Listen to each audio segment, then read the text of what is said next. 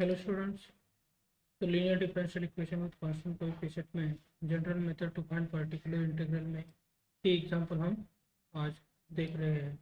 तो इसमें जो सॉल्यूशन का फ्लो है, हर एक एग्जांपल की तरह पहले मुझे क्या करना पड़ेगा, ये जो गिवन डिफरेंशियल इक्वेशन है वो given differential equation as it is लिखना पड़ेगा। फिर ये जो डी स्क्वेयर प्लस 2d+1 है, इसका इक्वेट जब हम जीरो के साथ करेंगे तो यही जो है आपका क्या होने वाला है, एक्सिलरी इक्वेशन होने वाला है। लेकिन आपको पता है ये जो डी स्क्वेयर प्लस 2d+1 जो है ये किसका परफेक्ट स्क्वायर है, शायद आपको मालूम ही होगा। तो इसका परफेक्ट स्क्वायर हम कर रहे हैं, तो ये जो परफेक्ट स्क्वायर होगा वो किसका होगा, d+1 ब्रैकेट का स्क्वायर होगा। तो यहाँ हम आपके सामने दे रहे हैं d+1 उसके ब्रैकेट का स्क्वायर। तो जब हम d+1 into d+1 equal to 0 करेंगे तो ये जो d के वैल्यूज आने वाले हैं आप यहाँ देख सकते हैं। पहली जो d की वैल्यू है वो क्या हो जाएगी, -1 आने वाली है, और दूसरी भी वैल्यू है d की क्या आने वाली है, -1 ही आने वाली है। तो ये d इक्वल टू क्या हो जाएगा, -1 -1 हो जाएगा। तो ये रूट जो है क्या हो जाएंगे, रूट्स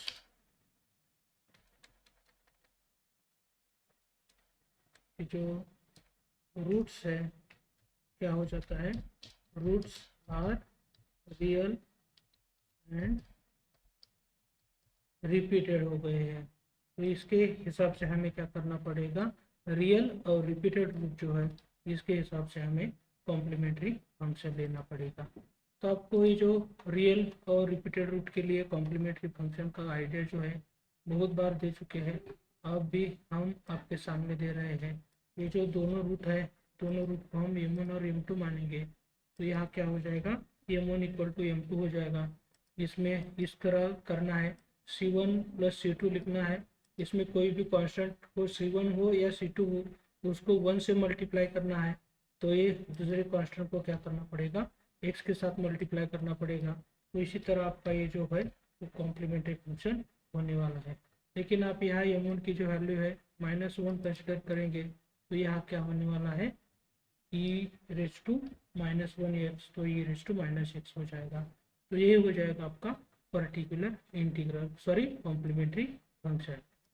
अब हमें पर्टिकुलर इंटीग्रल फाइंड आउट करना है। इसमें यही फार्मूला एज इट इज लेते हैं। फिर हमें क्या करना पड़ेगा, डी स्क्वेयर प्लस 2d+1 जो है ये आपका क्या होने वाला है, ये f(d) होने वाला है। और ये जो राइट हैंड साइड है डिफरेंशियल इक्वेशन का, यही आपका x(x) हो जाएगा। लेकिन फिर इसी पर्टिकुलर इंटीग्रल के पार्ट में ये जो डी स्क्वेयर प्लस 2d+1 है वो हम d+1 इंटू d+1 ऐसे लिख सकते हैं। d+1 का स्क्वायर लिखा है तो ये d+1 इंटू d+1 ऐसे ये पार्ट हम लिख सकते हैं। अब इस पार्ट में हमें क्या करना है,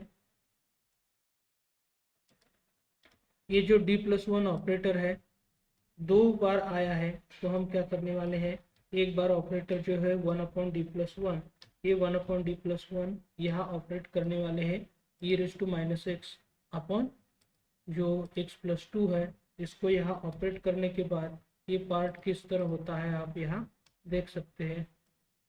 अब इसमें जब हम ये 1/d+1 ऑफ ये पार्ट है, इस पार्ट को हम थोड़ी देर तक f(x) मानेंगे तो किस तरह ये पार्ट होता है आप यहाँ देख सकते हैं।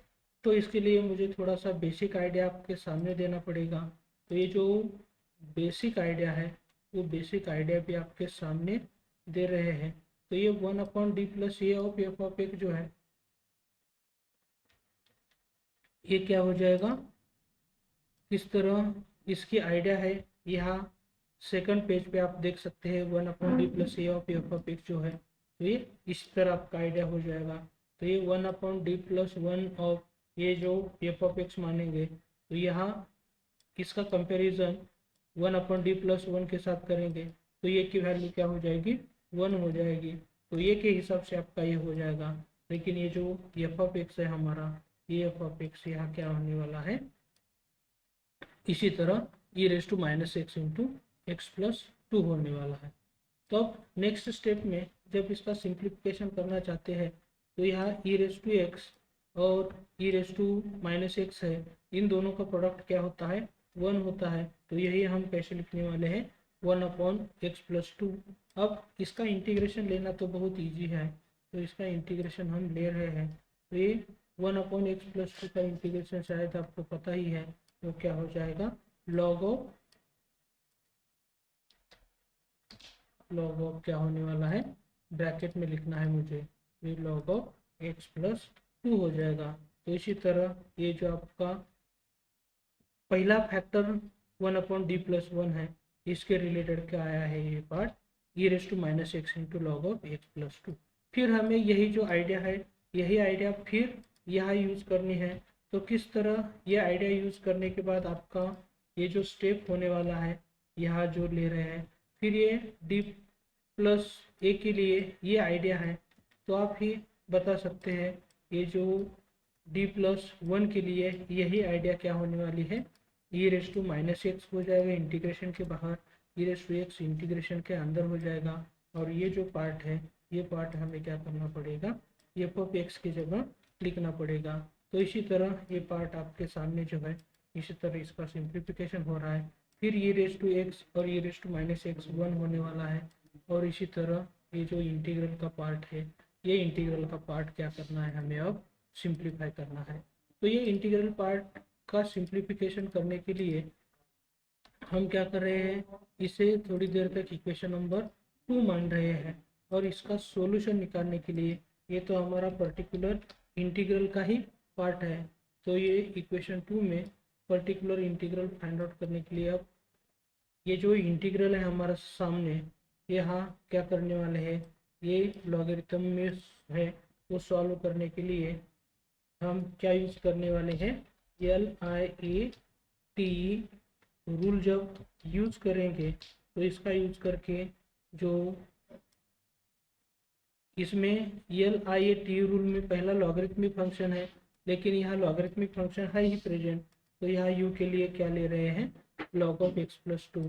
तो यहाँ लॉगरिथम के बाद जो टर्म है यहाँ इंटू 1 है, तो ये जो नेक्स्ट टर्म है u इंटू फी के लिए, यह फी को हम क्या मानने वाले हैं, 1 मानने वाले हैं। तो इसी तरह ये मुझे क्या करना है, by using integration by parts करना है। तो ये इंटीग्रेशन बाय पार्ट्स करने के लिए ये u और ये भी करना है। तो आपको शायद पता ही है इंटीग्रेशन बाय पार्ट्स का फार्मूला जो है, इसमें किस तरह इंटीग्रेशन बाय पार्ट्स करते हैं। तो यहाँ हमें ये जो इंटीग्रल है, इसका इंटीग्रेशन बाय पार्ट्स यूज़ करना है, इसलिए हम ये जो पार्ट है ब्रैकेट में ले रहे हैं। इसमें क्या होता है, u की टर्म एज इट इज़ लिखते हैं, और फिर उसके बाद क्या करना पड़ता है, फी का इंटीग्रेशन। तो आपके सामने यहाँ u as it is into phi का इंटीग्रेशन दिख रहा है, माइनस यहाँ क्या करना पड़ता है, इंटीग्रेशन ऑफ d/dx ऑफ, ये क्या कर रहे हैं हम, d/dx ऑफ u करना पड़ता है। तो आप यहाँ देख सकते हैं ये जो u की टर्म है, यहाँ u की टर्म आपके सामने जो है वो कौन सी है, log ऑफ x+2 की टर्म है, तो यही ले रहे हैं हम। और फिर हमें क्या करना पड़ेगा, इंटीग्रेशन ऑफ फी करना पड़ता है। तो यहाँ आपके सामने इंटीग्रेशन ऑफ फी भी कर रहे हैं, और उसके बाद इसका integration with respect to x करना पड़ेगा। तो इसी तरह आपको क्या करना है, इसी तरह ये जो इंटीग्रेशन बाय पार्ट्स है, वो इंटीग्रेशन बाय पार्ट्स यूज़ करना है। तो देखते हैं किस तरह ये इंटीग्रेशन बाय पार्ट्स का सॉल्यूशन होता है, एकदम सिंपल तरीके से। आप यहाँ देख सकते हैं 1 का integration with respect two variable कौन सा है, x है, तो इसका जो इंटीग्रेशन होने वाला है पूरे पार्ट का x होने वाला है। इसी तरह यहाँ भी इंटीग्रेशन क्या होने वाला है, x ही होने वाला है। तो यहाँ ये जो इंटीग्रेशन है, इंटीग्रेशन का पार्ट तो हमने कर दिया है, ये d/dx of log of x+2 है, वही क्या हो जाएगा, 1 अपॉन क्या होने वाला है, 1 अपॉन, तो यहाँ थोड़ा सा हमें टाइपिंग करते समय ये 1/x+2 लिखना है, तो इसका पार्ट तो मैंने कंसिडर कर दिया है।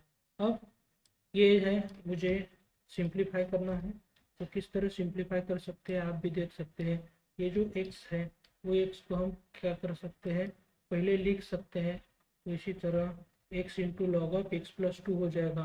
और यही x को हम क्या कर रहे हैं, न्यूमरेटर में ले रहे हैं। लेकिन न्यूमरेटर में लेने के बाद मुझे थोड़ा सा एडजस्टमेंट डिनोमीटर को देख के करना है। डिनोमीटर में x प्लस 2 है लेकिन न्यूमरेटर में x ही है, तो यहाँ हम क्या कर रहे हैं, प्लस 2 और माइनस 2 कर रहे हैं। तो ये आपको इस स्टेप से, इस इंटीग्रल से ये इंटीग्रल कैसे आया है एडजस्टमेंट करके, वो अच्छी तरह देखना है। अब इसके बाद x प्लस 2 जो है इसके लिए x प्लस 2 से डिवाइड करेंगे तो ये क्या होने वाला है, 1 ही हो जाएगा। x plus 2 upon x plus 2 यहाँ क्या होने वाला है, 1 होने वाला है। और माइनस 2 को भी डिवाइड करेंगे तो यहाँ क्या हो जाएगा, ये माइनस 2 को डिवाइड करने के बाद इसी तरह आपका हो जाएगा। लेकिन मुझे क्या करना पड़ेगा, ये जो पार्ट है आपका, इस पार्ट को ब्रैकेट देना पड़ेगा। तो आप यहाँ देख सकते हैं किस तरह सिंपल तरीके से हम यहाँ ये जो इंटीग्रेशन है फाइंड आउट कर रहे हैं। फिर क्या करेंगे हम, ये इंटीग्रेशन के बाहर लेने के बाद आप इसका इंटीग्रेशन निकाल सकते हैं। लेकिन आपको पता ही है ये जो इंडिपेंडेंट वेरिएबल है यहाँ x है, तो यहाँ 1 का इंटीग्रेशन क्या होने वाला है, x होने वाला है। फिर ये क्या कर रहे हैं हम, ये जो 2 है तो 2 को हम सामने ले रहे हैं, तो यहाँ 2 इंटू 1 अपॉन एक्स प्लस 2 का इंटीग्रेशन जो है वो क्या हो जाएगा, ये लॉग ऑफ x प्लस 2 यहाँ जैसे आया है इसी तरह यह भी इसका इंटीग्रेशन होने वाला है। फिर हम क्या कर सकते हैं, ये जो थोड़ा सा सिंप्लीफिकेशन करना है तो माइनस, ये ब्रैकेट को हम रिमूव कर देते हैं तो माइनस से मल्टीप्लाई करना पड़ेगा, तो ये जो टर्म है वो पॉजिटिव आ जाएगी। और ये जो आपके सामने दिख रहा है वही क्या है, हमारा पर्टिकुलर इंटीग्रल है। तो इसी तरह ये जो पर्टिकुलर इंटीग्रल है एकदम सिंपल तरीके से हम क्या कर सकते हैं, फाइंड आउट कर सकते हैं। फिर हमारा जो सॉल्यूशन है वो क्या होता है, C F plus P I. लेकिन आपके सामने जो सी एफ आने वाला है वो क्या है, C F C one plus C two x into e raise to minus x है। तो ये सी एफ को हम क्या कर रहे हैं, इस कंप्लीट सॉल्यूशन में ले रहे हैं। प्लस ये जो पर्टिकुलर इंटीग्रल है, ये पूरा पार्ट पर्टिकुलर इंटीग्रल का यहाँ लेने के बाद आपका ये जो सामने वाला है वो complete solution of given differential equation है। तो ऐसे एकदम सिंपल तरीके से हम इसके सॉल्यूशन जो है वो हैंड आउट कर सकते हैं।